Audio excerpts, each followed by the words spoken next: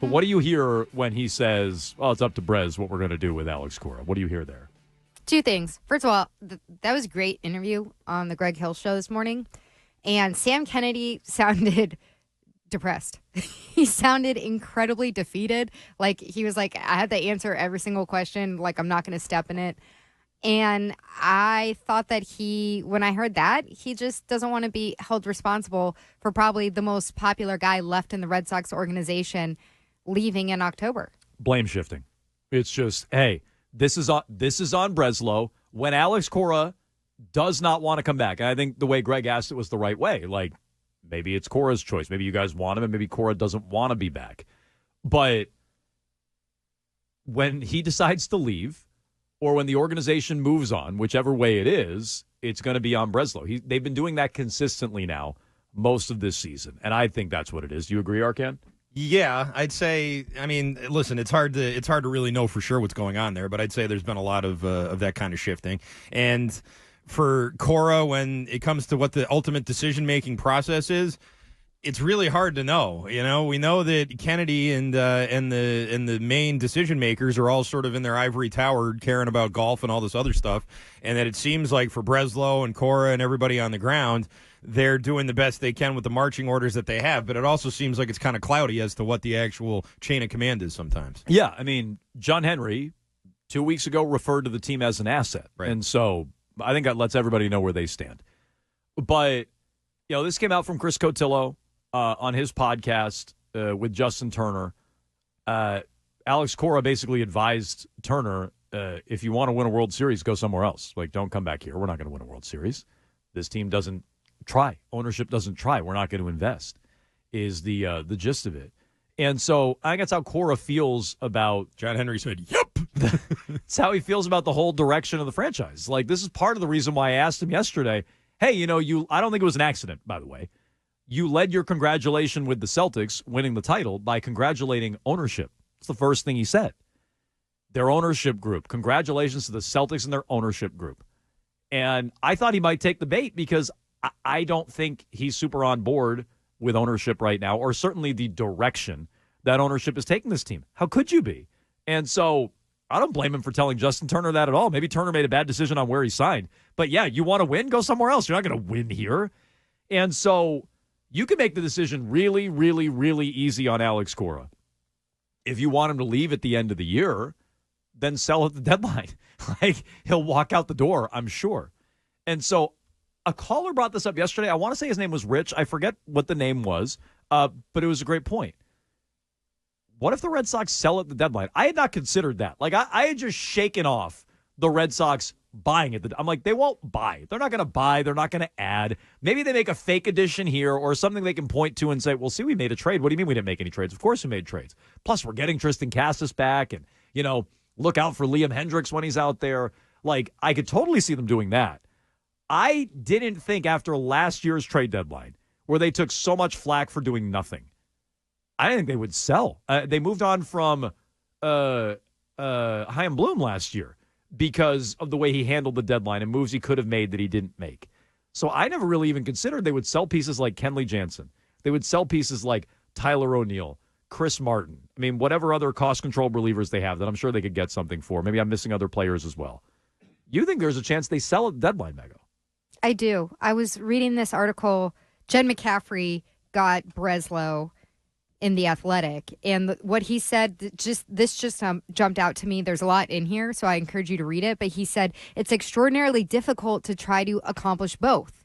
When he was asked about buying or selling at the deadline, he said, there are meaningful games to play between now and the deadline. Every time we set foot on the field, we will learn something new. I think what we have to be careful of is trying to straddle the line. So to me, it sounds like they're either going to be very much in one direction or very much in the other.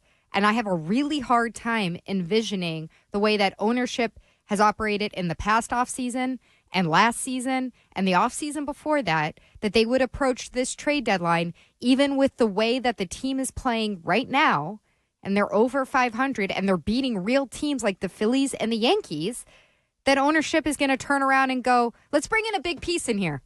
All right, let's don't isolate that. Let's bring in some let's go out there and buy. Let's spend some money. We're feeling good. It's the hashtag Fun Sox. Mm-hmm. Everybody's out at Fenway. There are beach balls in the stands. They don't care about that.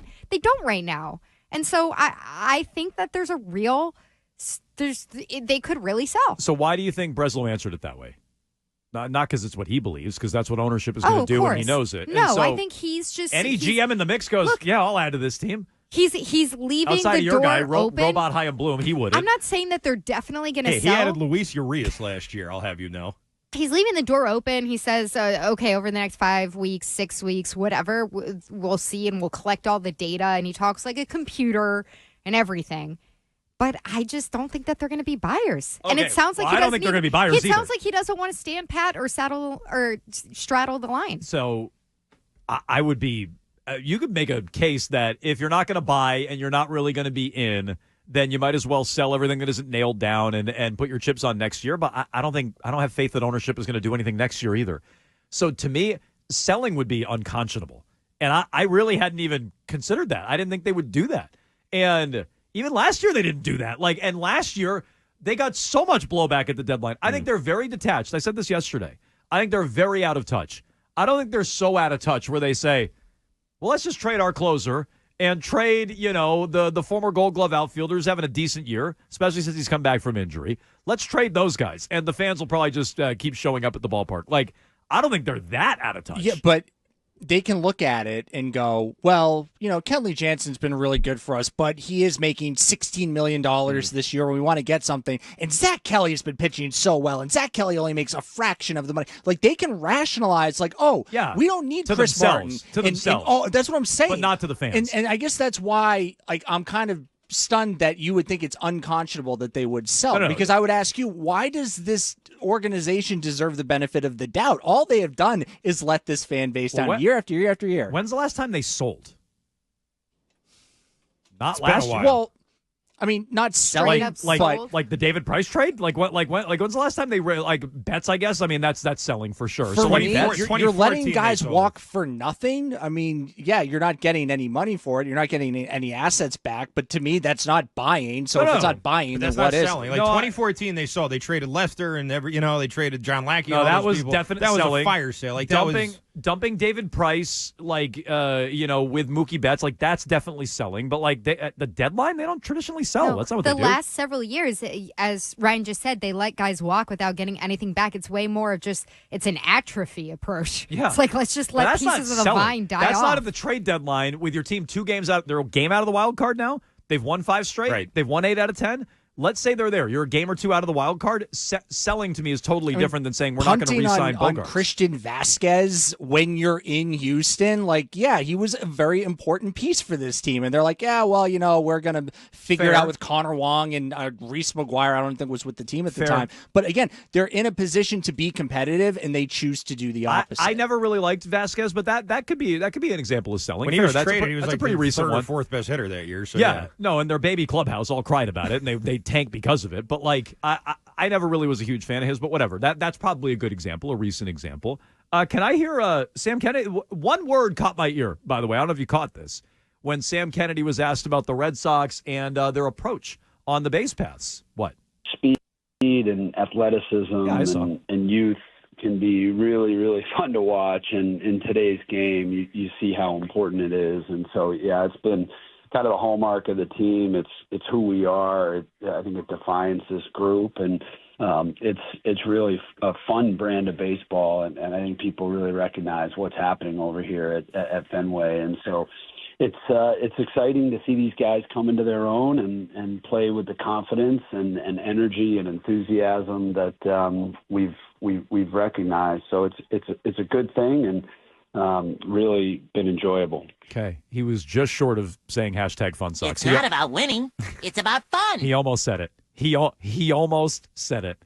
And I want to get more into the Red Sox being aggressive on the bases. We saw it again last night. 5 more steals last night. They did make an out on the base pass. Duran got thrown out, hung up between third and home, which was stupid.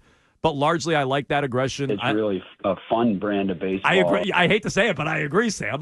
Some of us have been saying that now for weeks and weeks and weeks. But when it comes to their aggression, I think there's room to grow.